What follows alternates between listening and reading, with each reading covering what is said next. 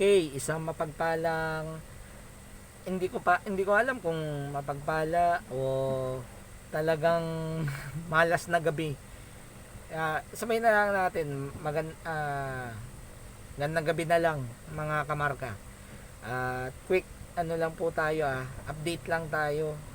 Although nagpapatuloy pa rin yung laro against Angola, ang Gilas sa kampanya ng Gilas Pilipinas.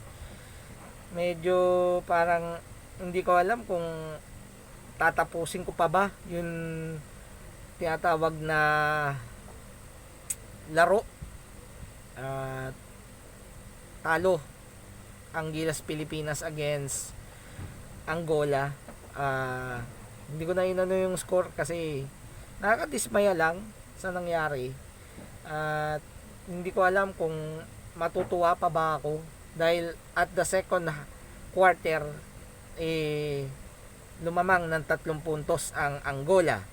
First quarter lamang pa nga ang Pilipinas ng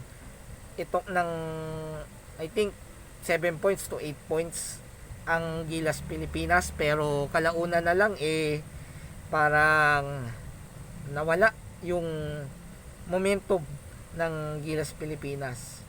Kaya hindi ko alam kung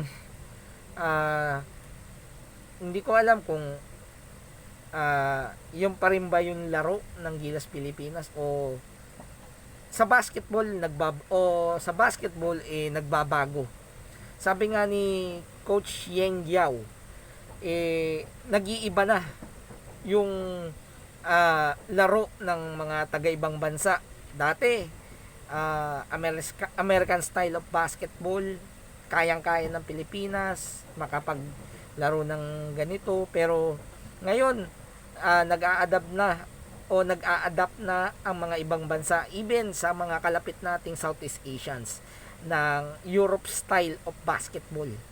At yun, nakakalungkot lamang na ultimo yung ating koponan nawawala na ng